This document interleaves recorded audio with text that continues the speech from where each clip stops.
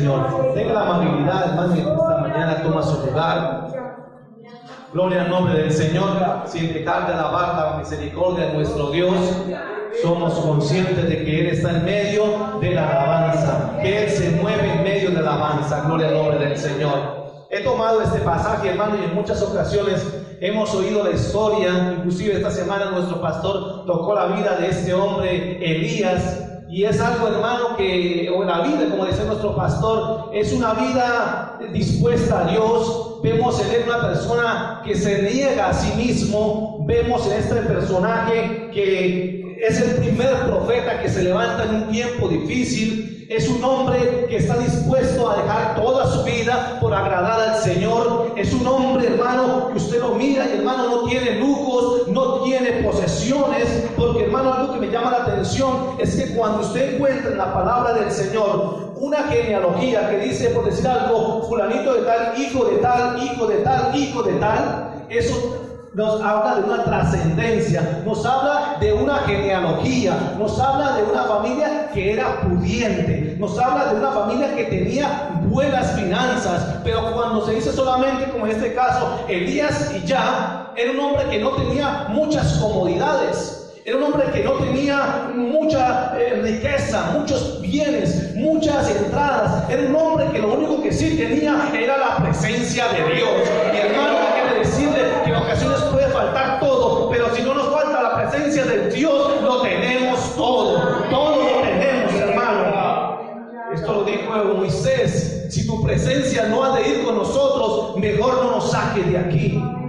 Si tu presencia no ha de estar con nosotros, es mejor quedarnos aquí, es mejor morirnos aquí. Porque, hermano, qué triste es una vida caminando diariamente creyendo que tiene a Dios, pero no lo tiene. Y la palabra del Señor nos habla que este pueblo de labios me honra, pero su corazón está lejos de mí. Es un hombre, hermano, que me llama mucho la atención porque no nos habla de su vida anterior. Si usted mira la palabra del Señor, empieza ahí. Pero eso me da a entender que tuvo una vida consagrada a Dios. Si no, Dios no lo hubiera escogido. Esto nos habla de que Dios tiene un propósito con cada uno de nosotros. Y que si usted y yo estamos en esta mañana, no es porque viniésemos de una familia de renombre. Creo que la mayoría que estamos aquí tenemos una genealogía no muy pudiente, o alguno de pronto sí. Pero, hermano, estamos aquí porque Dios nos encontró, porque Dios se cruzó en nuestro camino, porque Dios llamó a la puerta de nuestro corazón y nos hizo la invitación. Y todos los que estamos aquí en esta mañana abrimos nuestro corazón y estamos aquí glorificando. Porque, hermano, el corazón es una puerta. ¿Cuántos creemos eso? Él dice: yo estoy a la puerta y llamo. Si alguno oye mi voz y abre, yo entraré a él, cenaré con él, y él ¿con quién? Conmigo. Hermano, miren que Dios es tan grande y es tan maravilloso. Es tan grande porque la palabra del Señor dice que el cielo, ¿qué es? El trono. ¿Y la tierra qué es? Hermano, y en ocasiones uno ve personas de lo secular que adquieren cierto escalafón universitario, y cuando eran, digámoslo, como nosotros, nos saludaban a uno bien, pero a medida que fueron escalafonando, ya lo pasan a uno y solamente le hacen así. Hermano, pero mira la misericordia de Dios, es más grande que todo eso. Pero Él se dignó estar esta mañana con nosotros. Él se dignó, hermano, oír nuestra voz y oír lo que nos dolía. Él no es indiferente. El hecho de que estemos en esta mañana aquí es la misericordia del Señor. Hermano, paulatinamente el Señor quiere que nosotros nos vayamos renovando, que vayamos en nuestra vida espiritual madurando. El apóstol Pablo lo dijo: ya no sois niños, ahora sois adultos. Ya no tomáis la leche, ahora tomáis vianda o tomáis la palabra. ¿Y qué hace esto? La renovación diaria. Y la palabra nos habla allí en el libro de Proverbios capítulo 4, versículo 18, y nos dice que nosotros somos como ¿qué? Como la luz de ¿quién? De la aurora, que va en aumento hasta que el día es perfecto. ¿Y cuántos han visto la luz de la aurora? Hermano Gerardo lo ha visto siempre, porque arranca aquí, yo creo que madrugado, y cuando va llegando allá empieza a ver cómo empieza a aclarecer el día. Hermano, es tan hermoso, es tan maravilloso poder ver uno que la oscuridad empieza a irse y empieza a volverse el cielo como azul oscuro y empieza a aclararse. Hermano, esa es la vida de un cristiano, que en un momento determinado pasamos momentos críticos, momentos difíciles en nuestra vida, pero que el Señor nos va llevando adelante. El Señor nos va llevando en su misericordia, escalafonando hasta que el día empieza a aclarar. Alguien dijo: la oscuridad no siempre será la misma, siempre habrá la luz del día. También nos dice la palabra del Señor allí en primera carta del apóstol Pedro, capítulo 2, versículo 9, dice que somos linaje escogido, somos real sacerdocio, somos nación santa, pueblo adquirido por Dios, para que anunciemos las virtudes de aquel que nos llamó de las tinieblas a su luz admirable. Hermano, a veces nosotros mismos no creemos lo que dice la palabra. A veces las dificultades, las pruebas, la crisis, la enfermedad nos hacen creer que no pertenecemos a ese pueblo, que estamos ahí pero no somos de ahí, que venimos al culto y alabamos y nos dicen que Dios le bendiga, hermano, qué bendición es tenerle, pero no entra, hermano, no alcanza a ser mella, no alcanza a entrar allí a lo más íntimo y salimos sintiéndonos igual. Pero hermano, creo que esta mañana es hora de tomar conciencia de quiénes somos. Si usted le pregunta a una persona allí de Medellín: ¿usted de dónde es? Él dice: yo soy de Antioquia, mucho orgullo. Y cada región del país toma esa identidad, toma ese regionalismo y se identifica. Y qué bueno que nosotros también nos identifiquemos, y que a pesar que venga la prueba, la dificultad, podamos decir: nosotros somos cristianos, nosotros somos hijos de Dios. También la palabra del Señor nos habla allí en Filipenses capítulo 1, versículo 6, gloria al nombre del Señor. Filipenses capítulo 1, versículo 6, ¿quién ha encontrado? Gloria al nombre del Señor. Filipenses 1:6. Gloria al nombre del Señor. Estando persuadido de esto, que el que comenzó en vosotros una buena obra la perfeccionará hasta el día de Jesucristo. Mira las palabras del apóstol Pablo, hermano. Y en Efesios capítulo 4, versículo 13. Hasta que todos lleguemos a la unidad de la fe y del conocimiento del Hijo de Dios, a un varón perfecto, a la de la estatura de la plenitud de Cristo. Gloria al nombre del Señor. ¿Qué nos habla eso, hermano? Que día a día tenemos que ir renovándonos, ir creciendo, ir madurando. Y eso lo encontramos en este hombre, Elías. Dice allí el capítulo 1 del versículo 1 del capítulo 17. Entonces Elías Tisbita, que era de los moradores de Galaad, dijo a Acab: vive Jehová en cuya presencia estoy, que no habrá lluvia ni rocío en estos años, sino por mi palabra.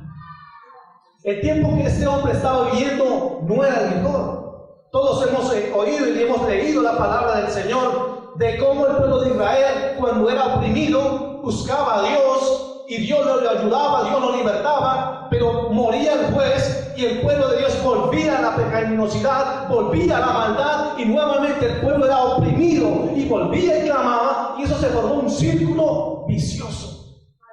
Pero de todos los reyes de Israel que fueron incitados al mal, este hombre era uno de los peores. Si usted lee ahí versículos anteriores, en el capítulo 18, versículo 29, gloria al nombre del Señor, dice: comenzó a reinar Acab, hijo de Omri, sobre Israel el año 38 de Asa, rey de Judá. reinó Acab, hijo de Omri, sobre Israel en Samaria 22 años. Y Acab, hijo de Omri, que dice, hizo lo malo a los ojos de Jehová, más que todos los reyes que reinaron antes que él. ¿Usted cómo encuentra eso, hermano? Era uno de los peores reinados. Era el peor momento que se veía. Y sigue diciendo, porque le fue ligera cosa andar en los pecados de Jeroboam, hijo de Nabat, y tomó por mujer a Jezabel, hija de el Baal, rey de los Sidonios, y fue y sirvió a Baal y le adoró. E hizo altar a Baal en el templo de Baal que él edificó en Samaria. Hizo también Acab una imagen de acera, haciéndose así Acab más que todos los reyes de Israel que reinaron antes que él, porque provocó la ira de Jehová, Dios de Israel. Hermano, un rey que no ejerza autoridad es malo. Pero todavía peor, un rey que incite al pueblo a lo malo, que incite al pueblo a hacer lo malo a los ojos del Señor. Y vemos ahí, hermano, un cuadro, una situación, un momento que se estaba viviendo difícil. Cuando Dios quería acercar al pueblo, cuando Dios quería rescatar a su pueblo, se estaba alejando cada vez más. Y es lo que estamos viendo hoy en día. Cómo nuestro presidente permite muchas cosas. Cómo nuestro presidente prácticamente está vendiendo la nación para lucrarse en sí mismo. Estamos viviendo uno de los peores tiempos que se puede vivir en la historia. Vemos las normas que aplican, que ya nos prohíben evangelizar y predicar al aire libre. Pero hermano, esto me debe entender que algo está por suceder. Algo grande viene, algo especial viene. Si hermano ustedes pueden recordar, cuando allí en Perú reinaba aquel presidente Fujimori, tenía la nación subyugada, tenía la nación oprimida, tenía la nación avergonzada, humillada, arruinada. Pero hermano, Dios empezó a hacer algo, y empezó a hacer algo con este hombre, Rodolfo González Cruz, y empezó, hermano, el Señor a despertar al pueblo del Señor. Hoy en día vemos que este hombre de la nación allí tiene el conocimiento de que la obra del movimiento misionero mundial es de Dios, y que Dios la lleva adelante, y que Dios la guarda, hermano. Pero ¿cómo empezó eso? Con una opresión. Hermano, vemos, a veces decimos, le subieron el 3% más al IVA, esto es imposible, pero Dios lo está permitiendo. Ahora no dejan de evangelizar, pero Dios lo está permitiendo. Hermano, ¿qué podemos decir que no se haga en este mundo que Dios no lo haya permitido? Podemos ver que la inflación sube, podemos ver que las cosas suben, pero hermano, también se puede ver que la gloria de Dios también empieza a subir, que la gloria del Señor se empieza a mover. Porque por primera vez en la historia, hermano, yo me convertí en el año 97 a esta obra del Señor, al Señor primeramente en esta obra, hermano, y de ese tiempo acá nunca habíamos visto, y yo creo que hermanos más antiguos nunca habían visto que la voz del pueblo del Señor fuera oída en la presidencia, que la voz del pueblo de Dios fuera oída en nuestro país. Hermano, eso da a entender que Dios empieza a hacer algo. Amén. Y eso empezó a hacerlo en esta vida de este hombre. Dios usó a un hombre allí del común. La palabra del Señor que había más, dice que había más profetas, pero solamente uno se levantó. Que había muchas personas que no habían doblado sus rodillas a Baal, pero solamente uno sacó la cara, solamente uno tomó el riesgo, solamente a uno no le importó lo que pasara. Lo que tenía en mente era, hermano, pelear por la obra, pelear por la sana doctrina, pelear por los principios bíblicos, pelear por aquellas vidas que estaban a punto de perderse. En un momento difícil, un momento trascendental, un momento como ninguno. La palabra del Señor nos muestra ahí que este hombre, Elías, dice que era de los moradores de Galaad. Galaad significa lugar de testigos. En otras palabras, este hombre había tenido una experiencia con Dios. En otras palabras, este hombre venía de un lugar donde se veía el mover de Dios. Este hombre venía de un lugar donde no se vivía el evangelio por vivirlo, donde había un encuentro, donde había un humillar, donde había una determinación de servirle sí o sí al Señor. Un lugar donde, hermano, se veía claramente la misericordia y el poder de Dios. Y cuando una vida tiene esa experiencia, no es la misma. Cuando una persona tiene una experiencia con Dios, no es el mismo.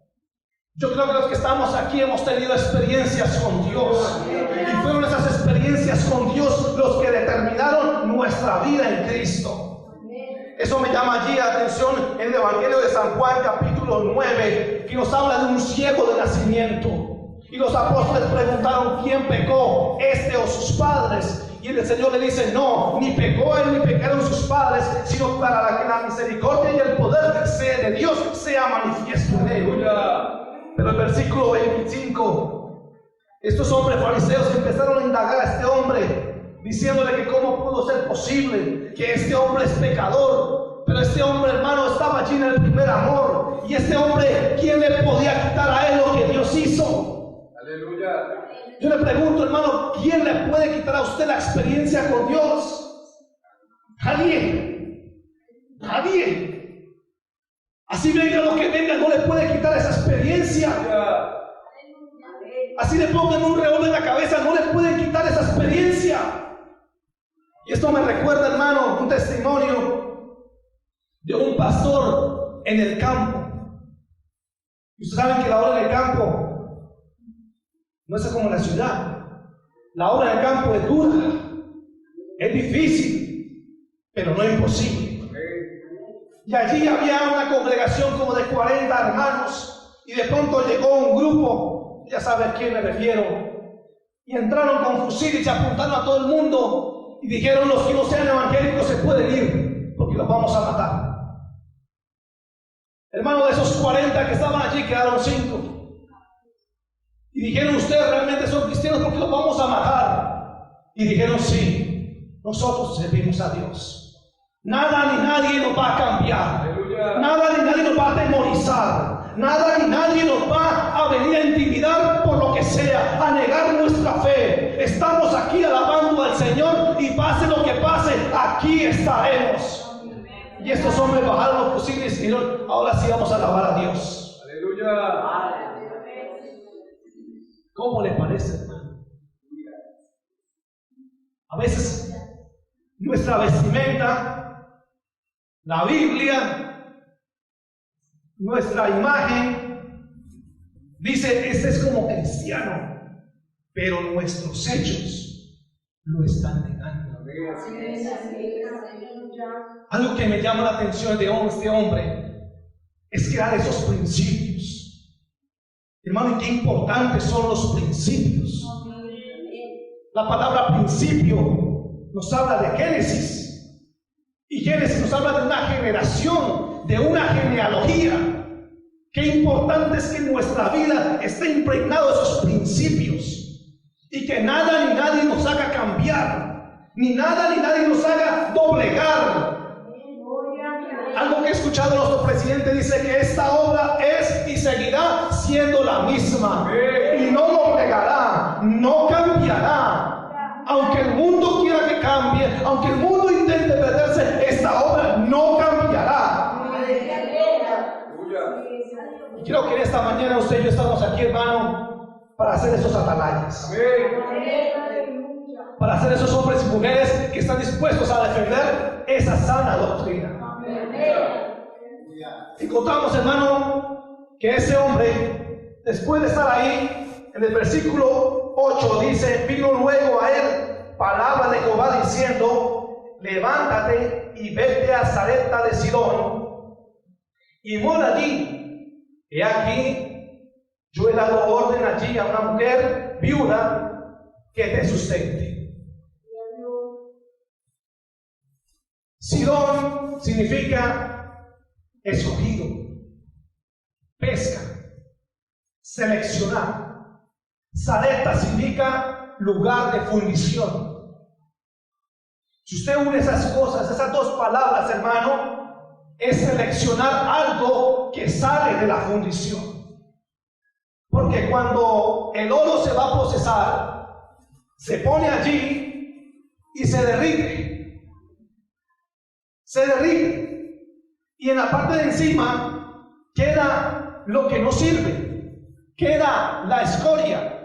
Queda aquello que no sirve y que no le va a dar fruto, que no le va a dar calidad, que no le va a dar presencia, que no le va a dar imagen al oro. Y escuchaba una historia en la ocasión de un hombre que trabajaba el oro, y este hombre revolvía el oro y sacaba una paleta y miraba y decía, no, todavía no. Y revolvía el oro y revolvía el oro y sacaba la paleta al rato y decía, todavía no. Y un hombre poniéndole cuidado y sacaba la paleta otra vez y decía, ahora sí. Y este hombre dijo, ¿y qué tiene que ver? ¿Por qué lo revuelve? ¿Por qué? ¿Usted cómo hace para saber que ya está en punto? Digo, es que cuando uno lo revuelve y no está en su punto, uno ve el oro de una manera, pero cuando uno lo revuelve y está en su punto, uno se puede reflejar en el oro. Hermano, qué importancia que en nuestra vida se refleje la presencia de Dios, se refleje la cara de Dios, el rostro de Dios. En otras palabras, Dios hizo que este hombre entrara allí, entrara a este momento. Y la palabra del Señor nos enseña que nuestra fe es que probada como se prueba el oro. ¿Cuántos de aquí hemos recibido respuesta de Dios? ¿Cuántos de aquí tenemos promesas de Dios? ¿Y cuántos de aquí hemos recibido esas promesas de Dios? Amén. ¿Eso qué es? Fe. Fe. Dice el apóstol Pablo, nosotros andamos por fe, mas no por vista. Y dice el apóstol Pablo, porque el reino de los cielos no consiste en palabras, sino en poder.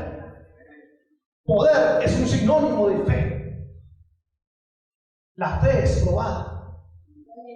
Y algo que yo he entendido, hermano, es que cuando usted tiene un propósito en Dios y usted alcanza una meta, usted se siente contento, usted se siente satisfecho, usted siente que ha alcanzado una victoria.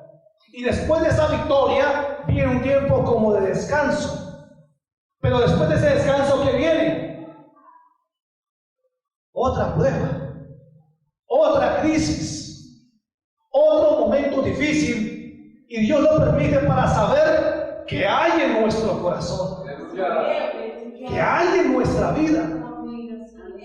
Si le servimos al Señor por lo que recibimos o por Él. Esa fe es probada. Y aquí encontramos a este hombre que vio la misericordia de Dios. Le dijo acá, no lloverá sino por mi palabra. ¿Y qué pasó? ¿Llovió? No llovió. Hermano, cuando uno ve una respuesta de Dios de esa magnitud, uy, hermano, eso es para darle la gloria al Señor. El testimonio que nos contaba el hermanito Gerardo, que su vehículo se atravesó. ¿Quién hace eso, hermano? Dios. Dios. Porque ¿qué carro patina de lado? Ninguno. No se voltea. Dios. Eso es para dar la gloria al Señor. Uno dice, hermano, con un testimonio así, dice, uy, vale la pena servirle al Señor. No importa lo que venga, es mejor servirle al Señor que servirle al mundo. Porque el mundo pasa en sus deseos, pero el que hace la voluntad de Dios permanece para siempre.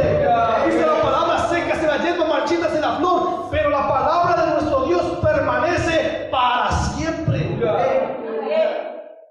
Viene una crisis. Y detrás de una crisis viene un crecimiento. Y el crecimiento, hermano, es lo que nos va a hacer grandes. Dice la palabra del Señor, el versículo que leímos, que dice que hasta que lleguemos a la medida de la plenitud de la estatura de Cristo. Dice que dice hasta que lleguemos a la estatura de la plenitud de Cristo. Él es el modelo. Él es el modelo a seguir. Y en estos pasos que vamos dando nosotros en la vida cristiana, ¿cuál es nuestra meta? Llegar a esa medida. Si usted va a la plaza y compra una libra de papa y le dan -3 rayas, ¿usted hace reclamo? Amén. Claro. Usted pide una libra, no 3 pesas, un poquitico. ¿Por qué razón? Porque el suyo, usted lo está pagando. Y Dios pagó un precio por nosotros. Él nos compró a precio de sangre. Pero Él necesita una medida. Y esa medida se logra a través de los procesos, a través de las crisis, a través de los momentos difíciles. Y si vamos allí y vemos cómo Dios hizo esta obra en Él, y después sube al monte Carmelo y desafía a los 400 profetas de Baal y dice que el que responda con fuego, este será el Dios de verdad. Y Baal no respondió, respondió Dios con fuego y consumió el sacrificio. Vemos que este hombre va de victoria en victoria. Pero cuando llegamos al capítulo 19, versículo 3, dice la palabra: viendo pues el peligro, se levantó y se fue para salvar su vida. Y vino a Berseba, que está en Judá, y dejó allí a su criado. Hermano, suena contradictorio. Un hombre que ora y la lluvia no llueve, un hombre que ora y el fuego desciende, y viene una persona y lo amenaza y corre. Esto nos habla de que por un momento alejó su mirada de Dios, que en medio de la crisis se afligió, que en medio de la crisis se estancó. El mensaje de esta mañana es la necesidad de salir del estancamiento espiritual. Hay una necesidad de salir del estancamiento espiritual. El estancamiento, dice el diccionario, es algo que impide y estorba y le hace represa a algo que fluye. En otras palabras, ya no circula. Y si usted ve un agua estancada, con el tiempo que pasa, se daña y empieza ¿a qué?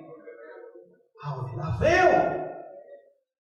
En otras palabras, se pierde el valor, se pierde la esencia.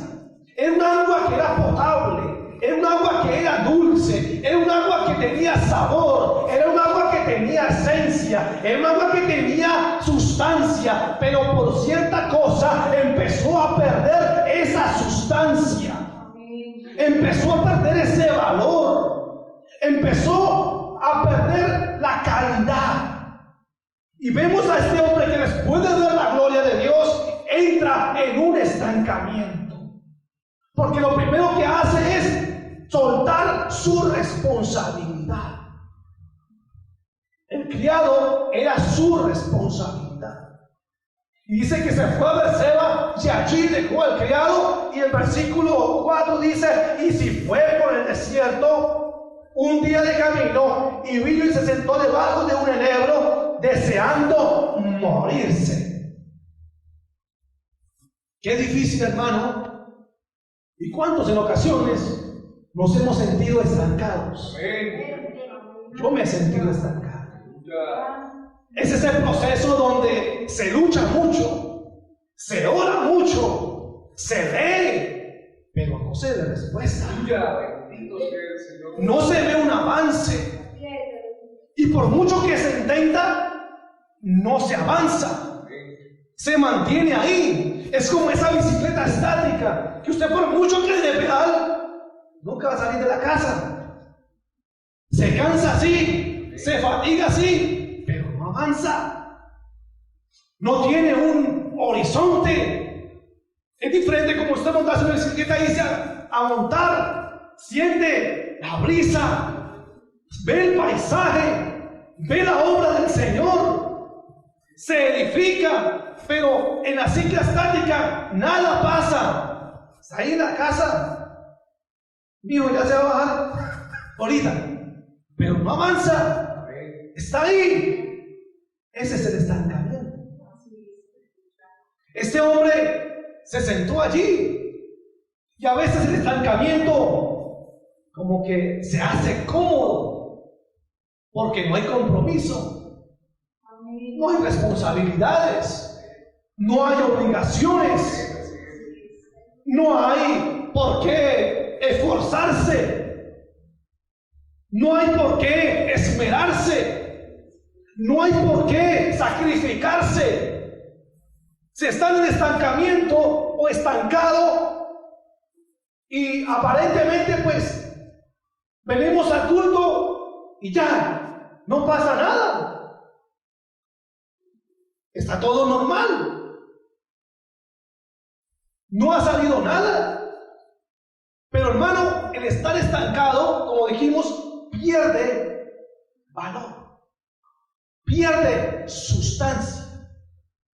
En otras palabras, pierde credibilidad, pierde ese entusiasmo. Y usted mira y encuentra hermanos que dicen: yo ayunaba, yo oraba, yo vigilaba. Eso nos habla de un tiempo pasado, cuando las aguas corrían. Dice la palabra del Señor que el que cree en mí, de su interior correrán ríos de agua viva. Era ese entusiasmo. En otras palabras, nos habla de ese primer amor. Anoche la palabra nos hablaba que cuando se hacían cultos misioneros, uno sentía ese corazón, ese pecho como que le quemaba, y esa antorcha encendida. Pero pasado el tiempo, se estancó. Ya no se siente ese fervor, ya no se siente ese entusiasmo. Se va perdiendo de vista el objetivo de Dios, porque Dios nos ha creado con un propósito. Y si estamos aquí es con un propósito. Y hermano, vemos a este hombre tan estancado, porque ya para no decir yo quiero morir es porque, hermano, llegó a su límite. En medio del estancamiento viene la frustración. ¿Qué es la frustración? Es aquello que se desea y no se alcanza. Es ese sentimiento de remordimiento, como que le remuerdo por allá adentro las entrañas. Uy, un año más y no tengo casa. Un año más y no logro mis objetivos. Eso empieza a hacer mella, a frustrarnos, a quitarnos la fuerza, a doblegarnos. Esa voz que dice: usted ya no es capaz, ¿para qué lo intenta? Usted ya pecó muchas veces, sí. Usted ya está de asco al Señor. Y vemos muchos jóvenes y muchas familias y muchos hombres que un día estuvieron en la iglesia que deciden irse, dar marcha atrás, porque le prestaron oído a esa voz, porque estaban ahí. La frustración los agobió. De la frustración en el estancamiento se pasa al desespero. Yo no sé cuántos aquí en una situación crítica nos hemos desesperado. Yo me desesperé mucho. Yo no podía ni dormir. Hoy tengo una foto y estábamos por aquí este ladito hablando con mi esposa. ¡A flaco! Porque la desesperación, mi hermano, lo hace bajar uno de peso. lo hace a veces dudar, lo hace a veces intentar claudicar. Y la desesperación es cuando se pierde la fe y la esperanza. Es un paso crítico. Usted mira a este hombre Elías, después de ver la gloria del Señor, quiso morirse. La desesperación, hermano, lo hizo huir, porque dice que cuando escuchó que lo iban a matar, hombre, arrancó. No le importó lo que Dios estaba haciendo, no le importó lo que Dios podía hacer. Lo que le importó fue su yo. En el estancamiento, lo que importa somos nosotros. ¿Por qué no a mí? ¿Por qué no conmigo? ¿Por qué no me ponen cuidado? ¿Por qué no me saludan? Y algo que empieza a desencadenar el estancamiento es la falta de búsqueda de Dios. Usted dice, ¿qué saco yo con orar si no recibo respuesta? ¿De qué sirve sacrificarme si Dios parece que no me oye? Y empieza paulatinamente a desencadenarse lo que dijo el hermano Gerardo, ese olor. Porque aparte que perdió el sabor, perdió el valor y la esencia, pasados los días empezamos a ver lama verde, algo que se empieza a formar allí. Y aparentemente, a veces venimos a los cultos y reflejamos algo, pero por dentro no hay nada. Muy claro lo dijo el Señor Jesucristo cuando iba caminando con los apóstoles y vio aquella higuera. Estaba frondosa, muchas hojas, mucho esplendor, pero no había fruto. El fruto estaba escaso. En el estancamiento se deja de dar fruto, porque miren que este hombre debía dejar un legado. ¿Y qué fue lo primero que hizo? Lo soltó. Ese siervo era el fruto que él iba a dejar, pero lo dejó a un lado. Ese olor empieza a soltarse y pensó primero en él que en los demás. Denota orgullo. El agua estancada da olor a altivez. El agua estancada da olor a chisme. Porque en el estancamiento es más fácil prestar el oído a lo que otros dicen que a lo que Dios está hablando. Se presta el oído y a veces le hacemos más caso a esas voces que quieren destruirnos que a la voz del Señor que dice: estar quieto y ver que yo soy Dios. Aleluya. Recordemos allí a un hombre llamado Jacob. Jacob tuvo que salir porque su hermano lo iba a matar. Y usted mira que desde que ese hombre sale, su vida está estancada.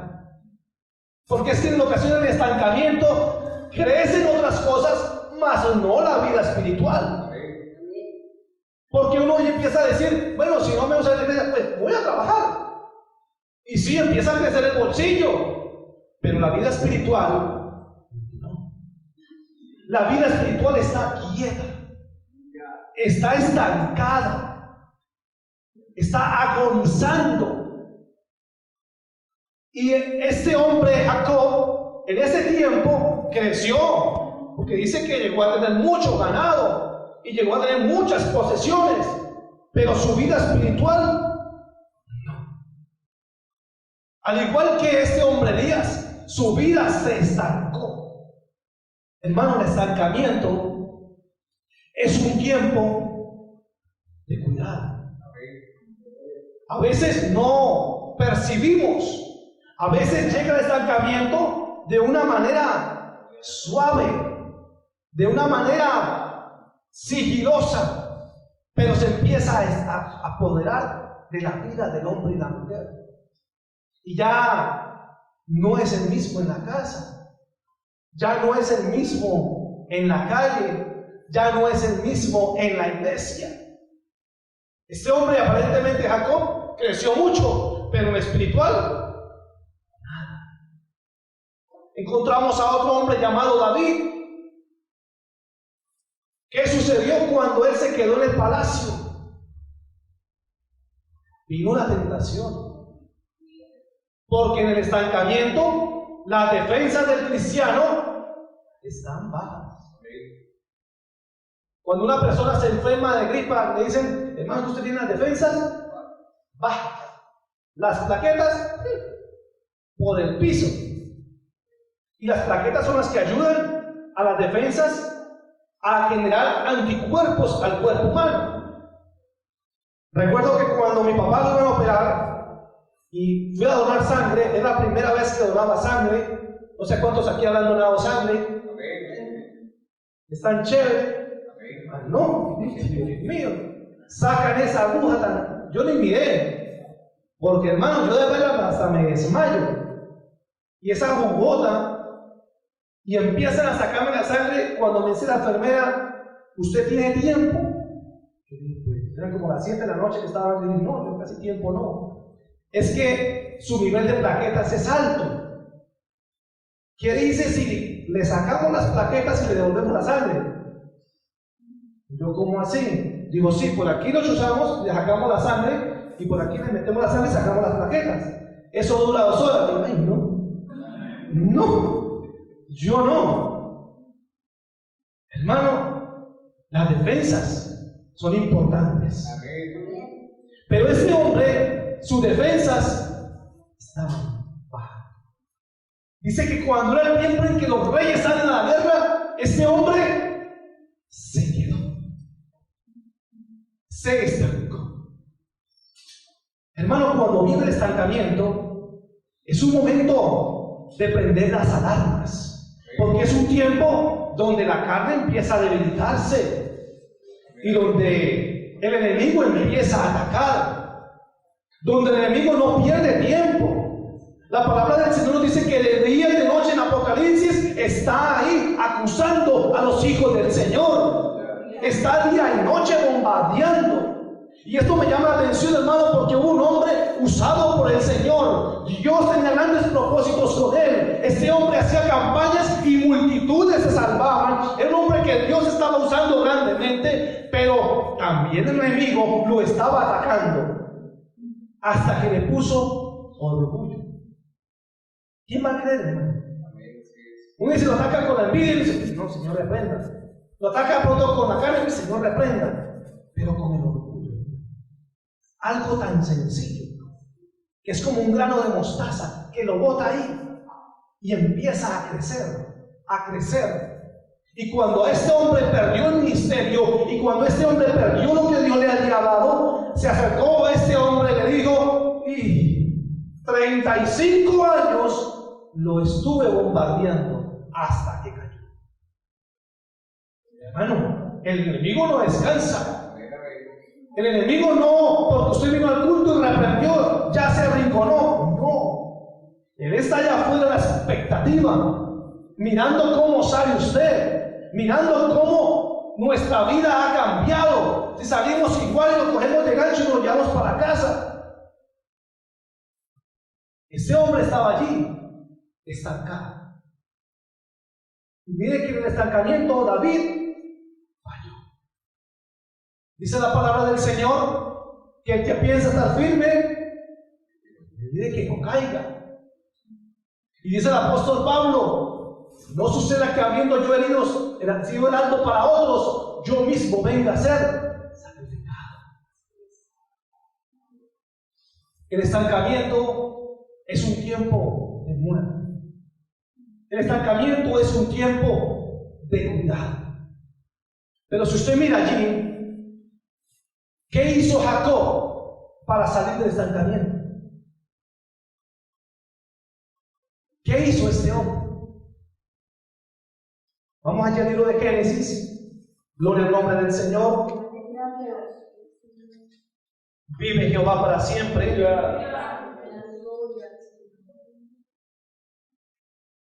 capítulo 32, versículo 22, dice: y se levantó aquella noche y tomó a sus 2 mujeres y sus 2 siervas y sus 11 hijos y pasó el vado de Jacob. Los tomó pues e hizo pasar el arroyo a ellos y a todo lo que tenían.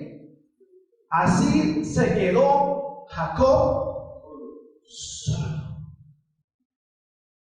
Hermano, a veces en la soledad uno aprende a reconocer sus errores. El primer paso, porque estamos hablando de el estancamiento, pero también hablamos de la necesidad de salir de él. Usted hoy en día ve multitudes que van a una convención y vuelven, y si son el 80% que llegan renovado, el otro 20% sigue igual. ¿Por qué razón? Porque están estancados. Dios permite estas actividades para que nos despertemos, para que haya una renovación en nuestro interior. Pero ese estancamiento está tan pleno que así venga lo que venga, se sigue en el mismo estado. Y lo importante para salir de ahí, primero, es reconocer la condición. Proverbio 28 dice que el que encubre su pecado no prosperará, mas el que lo confiese y se aparta alcanzará misericordia. En otras palabras, el que reconoce su condición y decide cambiar, ya tiene el primer paso para salir. Para entrar es facilito. Cuando mi hermano salió de la cárcel, un tío mío dijo: mijo, de allá se sale fácil. Pero se puede caer tan facilito. Y hemos orado día y noche, hermano. Y en este año hemos empezado a ver que Dios empezó a hacer algo con él. Amén. Él tenía la costumbre de subirse al terrado de la casa a consumir alucinógenos. El 31 de diciembre, mi papá dijo: yo no lo convido más porque ya me cansé. Se estancó mi papá. Pero ese diciembre mi hermano dijo: ¿eso no es mucho para culto? Aleluya. Fue a culto. Se estuvo toda la noche en la casa y no tomó. Aleluya. Mi papá dijo: algo está pasando. Y le dijo a mi papá: yo sé que usted, Vladimir, Dais y hermanos de la iglesia, de muchas iglesias están orando por mí, pastores, ayúdenme a orar. Aleluya. No me dejen de orar. Y hermano, hace poquito, unas noches anteriores, él dice que estaba ahí porque lleva 15 días sin consumir y ha sido una lucha difícil. Y él dice que estaba ahí acostado y empezó a oír voces que le decían: usted no es capaz, usted va a volver a fumar, usted tiene que fumar. Para sentirse relajado vuelve a fumar, vuelve a tomar pastillas. Y él se botó de rodillas y empezó a orar y decía: Señor, dame fuerzas, yo reconozco que he fallado, dame fuerzas. Y estaba ahí, empezó a cabecear y se acostó, y dice que sintió algo que se metió por debajo de la cama y lo abrazó. Y él se despertó y dijo: ¿será que mi papá se metió aquí y vio la lucha? Dice que no vio nada y pudo dormir. Mi papá le dijo: no es más que el Señor dándole fuerza. Hermano, en momentos difíciles, en medio de estancamiento, ahí está el Señor para darnos fuerzas, para darnos ese abrazo, porque Él quiere que no nos estanquemos, que no permanezcamos ahí, sino que salgamos de esa condición. Porque hay estancamiento físico, hay estancamiento espiritual, hay estancamiento económico. Hoy en día está diciendo que el estancamiento económico va a hacer que la nación empiece a empobrecer, pero que el Señor reprenda al diablo, porque esta nación es de Cristo y Dios hace cosas grandes por el pueblo de Él. El estancamiento. El primer paso es reconocer. Allí este hombre, estando solo, dice que se estaba preparando para el encuentro con su hermano. Capítulo 32, el título dice: Jacob se prepara para el encuentro con Esaú. Eso me dice a mí que cuando este hombre quedó solo, empezó a reflexionar, empezó a meditar, empezó a reconocer su condición, empezó a reconocer lo que hizo. Porque ese es el primer paso, reconocer. El hijo pródigo, estando allí en la marranera dándole comer a los cerdos, reconoció su condición. Reconoció que había fallado, reconoció que su estado ya no era el mismo, se reconoció que había cambiado, que había menguado, que ya sus fuerzas se habían agotado y recurrió a aquel que da las fuerzas, porque en ocasiones intentamos avanzar con nuestra propia fuerza, pero no se avanza así, se avanza con la fuerza del Señor. Dice ahí el versículo 24, así se quedó Jacob solo y luchó con él un varón hasta que rayaba el alba. Y cuando el varón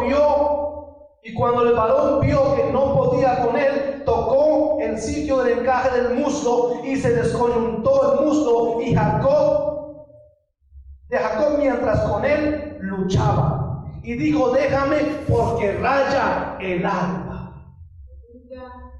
Hermano, una de las historias que a mí me conmueven mucho, aparte de la de José, es esta, la de Jacob. Porque este hombre tomó la decisión de luchar, tomó la decisión de salir del estancamiento, y lo que hizo fue subir al monte. Eso me habla de intimidad con Dios. El segundo paso para salir es la intimidad con Dios. ¿Cuántos de aquí estamos enamorados? Uy, poquiticos, hermano. Yo le digo a mi esposa, estoy tan enamorado como el día que la vi. Ese día, hermano, yo le dije a ella, porque la vi, y es algo, no sé si a alguno de ustedes le ha pasado, pero sí es un clic, es un flechazo. Y la vi, y el sol estaba radiante, y sus ojos se pusieron como de miel, y hasta esta poeta. Y yo la vi y le dije, uy, qué ojos tan bonitos. Pasado el tiempo, le dije, ¿se acuerda el primer elogio que yo le eché? No escuché nada. Y yo creí que ya se había derretido porque le había echado ese piropo. Y no escuchó. Pero hermano, ¿qué importancia es enamorarse? Cuando uno, los que tienen su esposo o su esposa, se conocieron, hubo un enamoramiento. Y era tan importante ese enamoramiento que uno duraba a veces una hora hablando y era como si fuera ¿qué? Un minuto. Y uno dice, es que la palabra de Dios dice que para mí un día es como 1000 años y un año es como un día, y hemos pasado un minutico hablando. Y era una hora. Y salían de ahí y se volvían para casa y seguían hablando por teléfono. Y el sábado se volvían a encontrar y volvían a hablar. Y hermano, no se les sacaron tantas palabras para hablar. Porque pasado el tiempo, eso a veces empieza a acabar. Algo que tiene la mujer es que la mujer habla mucho. Los psicólogos dicen que la mujer habla un promedio de 325,000 palabras por día. El hombre 100,000. Por esa razón, cuando la mujer sale de la casa y llega a la casa, dice, imagínense que yo allí me encontré con fulanita de tal y llegando allí me encontré con fulanito, y cuenta de lo que hicieron durante el día. Le preguntan al hombre, ¿cómo le fue? Bien. 4 palabras. Y se acabó, porque durante el día habló 98,660 palabras y ya con las 4 completó 100,000. Se acabó la charla. No tiene más que decir. Pero, ¿a dónde voy? A esa comunión, ese enamoramiento. Era algo que estaba ahí, hermano, que a veces impedía que uno pensara en otra cosa. Era tan especial ese momento. Uno anhelaba que llegara el sábado para poder verse, o anhelaba que llegara la noche, porque durante el día trabajaban. Mas sin embargo, durante el día se comunicaban, en la noche se veían y hablaban. Ese enamoramiento es similar al amor con Cristo. Cuando nosotros llegamos a Cristo, Él nos cautivó. Él nos enamoró. Y nosotros nos enamoramos tanto de Él que no importó la familia, que lo dijera evangélicos, que no importó los amigos, a nosotros que nos importaba era estar con el Señor, era permanecer horas con el Señor. Y no sé si usted ha pasado, pero a veces en ocasiones se botaba uno de rodillas y oraba y lloraba y lloraba, y cuando miraba el reloj, 2 horas. ¿En qué momento se pasaron 2 horas? Pero hoy en día, 10 minutos, 40, a mucho 1 hora, arrastrando, se fue estancando. El segundo paso es la intimidad con Dios. Es volver a sus principios, es volver a ese enamoramiento con el Señor, es volver a tener ese meditar con Él. Cuando Jacob subió, dice que empezó a luchar y empezó a batallar. Eso nos habla de un sacrificio, nos habla de un proceso de búsqueda del Señor. Y algo, como le digo, que me llama la atención de esta historia es que cuando él se encuentra con Esaú, gloria al nombre del Señor, dice que cuando él lo vio a lo lejos, mandó unos presentes. Detrás de los presentes mandó a las esposas con sus hijos. Y él iba detrás, y cuando iba llegando salió corriendo y se inclinó 7 veces a tierra. Y le pregunta al hermano: ¿qué te propones con todo esto? Y dice él: el hallar gracia en tus ojos. No termina de decir hallar gracia en tus ojos cuando Esaú se botó y lo abrazó. Hermano, hay unos brazos abiertos del Señor. No se han cerrado aún. Él está esperando ese primer paso. Está esperando el segundo de la intimidad con Él. Que volvamos a ese enamoramiento, a esas lágrimas, a esa búsqueda, a ese sacrificio, a esa humillación delante de Él. El tercer paso es la determinación. Si usted mira, este hombre tomó la determinación. Allí el hijo pródigo dice que reconoció y dice: me levantaré e iré a la casa de mi padre. Es una determinación. Determinación significa ponerle fin a las cosas.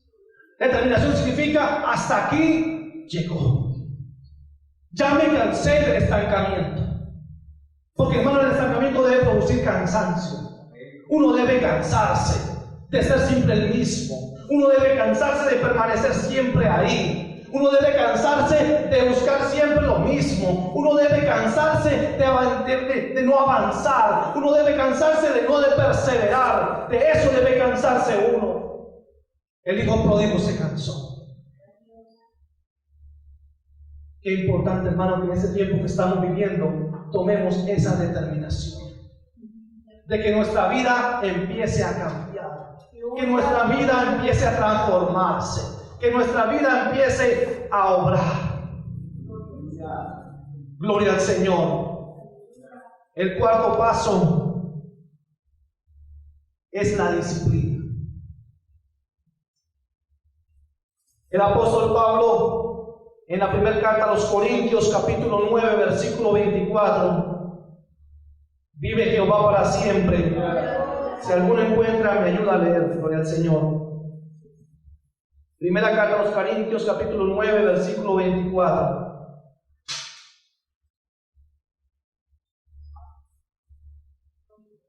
Dice: ¿No sabéis que los que corren en el estadio, todos a la verdad corren, pero uno solo se lleva el premio? Corred de tal manera que lo obtengáis. Corred de tal manera que lo obtengáis. Nos habla de una disciplina.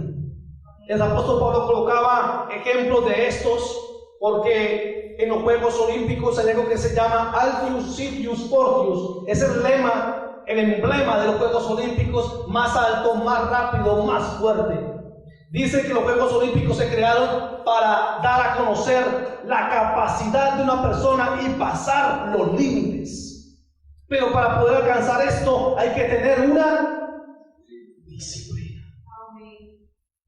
¿Cuántos de aquí han jugado fútbol en equipos? hermano Gerardo. Y ellos tienen una disciplina. Tanto para el futbolista como para el ciclista o el boxeador hay una disciplina. Hay cierta hora de dormir, cierta alimentación, cierto entrenamiento, ¿cierto? ¿Para qué? Para que puedan dar frutos, para que puedan dar el nivel necesario. Así pasa. Para salir del estancamiento hay que tomar una disciplina. Alguien dijo en una ocasión, un psicólogo, que algo que se haga por 15 días se convierte en rutina, en disciplina.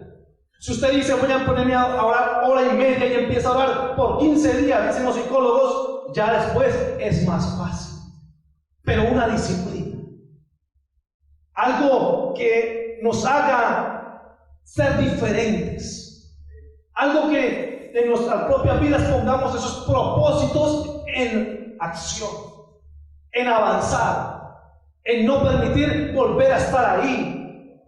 Y yo recuerdo que el pastor reverendo Walter Zambrano el año pasado en la confraternidad, cuando pudimos estar, que fue el último día que él predicó, y él dice que este hombre de los Juegos Olímpicos estadounidenses que se ganó todas las medallas de oro en natación, le preguntaron, ¿usted qué ha hecho para ser el mejor? Y dijo, yo para ser el mejor me ha tocado negarme a mí mismo. Yo no tengo amigos, yo no tengo compañeros, yo me he negado a mí mismo. Yo entreno 364 días en el año, 363. Los otros 2 los comparto con mi familia, que son el 24 y el 31 de diciembre. De resto, 363 días son entrenando. Una disciplina, una meta. Él dice, yo lo hice porque quería forjarme una nueva vida, porque quería forjarme una meta en mi vida. Hermano, yo digo, si lo hace un hombre terrenal, ¿cómo nosotros a nivel espiritual forjarnos una meta, negarnos a nosotros mismos? Porque a veces la carne pide mucho y da poco. Y a veces alimentamos más la carne que el espíritu. Y algo que me llama la atención que dijo el Señor Jesucristo aquí en el Evangelio según San Juan. Gloria al nombre del Señor.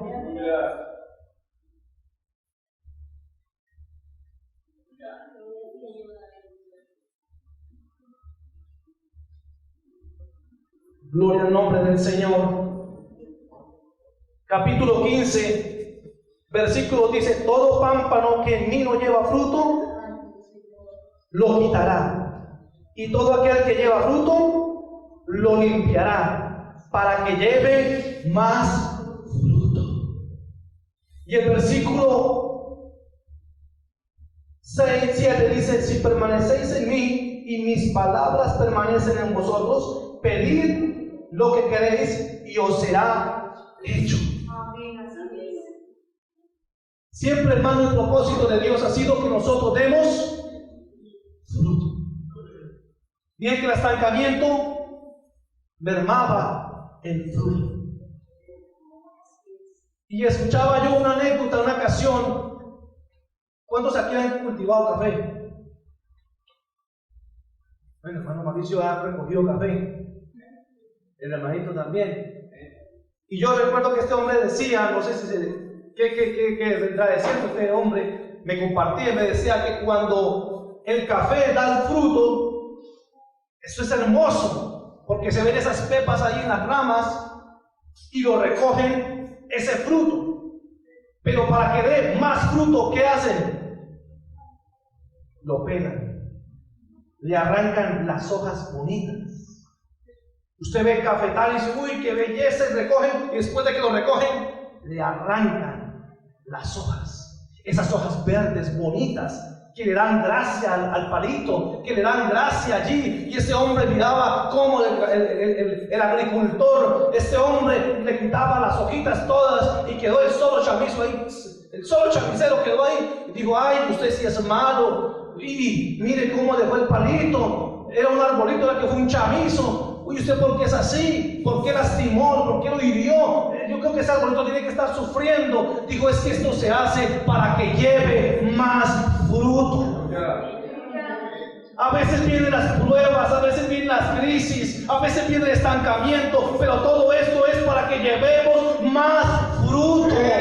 Dios permite las crisis, Dios permite todo para que en nuestras vidas se caigan esas hojas bonitas, se caiga eso que nos agrada, se caiga eso que nos impide a veces que el Señor pueda obrar, se caiga eso que impide que el Señor haga su voluntad y podamos llevar mucho fruto.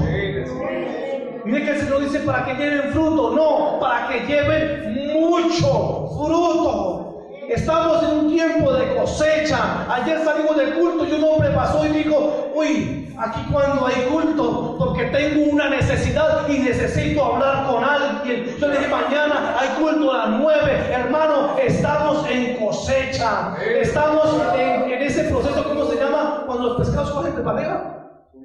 La subienda, hermano, y si usted mira la plaza, el pescado está a 3,000 pesos la libra. Estamos en cosecha, pero también estamos en cosecha espiritual. Las almas están necesitadas, las vidas están pidiendo que se les hable, las vidas están diciendo, yo necesito salir de esta situación. Pero ¿dónde están esos hombres y mujeres que quieren salir del estancamiento? Porque el hecho de muchas ocasiones que no hablamos con una persona, con una vida, eso significa que estamos estancados. El hecho de que no compartamos a un amigo de Cristo, está un estancamiento. Hay un estancamiento. Son olores que ya se está estancando. ¿Dónde están esos hombres y mujeres en esta mañana que quieren salir? Porque esto, hermano, produce lágrimas en ocasiones. Esa situación de uno ver que no puede obtener lo que se ha propuesto, que pasan los años y pasan los días y los meses y se sigue en la misma condición. Esto duele. Miren los apóstoles, hermano, cuando murió el Señor, dijeron, aquí se acabó todo, y volvieron a la pesca, volvieron a lo mismo. Mas sin embargo, cuando el Señor Jesucristo volvió y pasaron 50 días, vino el Pentecostés y hubo grande bonanza. Pero ¿dónde están esos hombres y mujeres que desean luchar, que desean salir, que ya se cansaron del estancamiento? Yo, hermano, me cansé ya del estancamiento. Yo me cansé ya de esa misma situación. Y qué bueno es cuando la palabra del Señor le habla a uno primero. Yo tomé ya la decisión de no, ya salir de ese estancamiento, de esa situación, de ver siempre lo mismo, de ser siempre los mismos. Y qué bueno que esta mañana tomemos esa decisión de salir, de empezar a dar olor grato al Señor, de empezar a dar los frutos que el Señor quiere, de empezar a ver que este altar se llena de lágrimas de hombres y mujeres rendidos a los pies del Señor, de que cada culto misionero hayan esas lágrimas en nosotros. Señor y Dios, en esta mañana, Padre maravilloso, te damos a ti toda la gloria, Señor, pues solamente a ti pertenece. Dios, tú eres grande, eres poderoso, eres maravilloso. No hay palabras, Señor,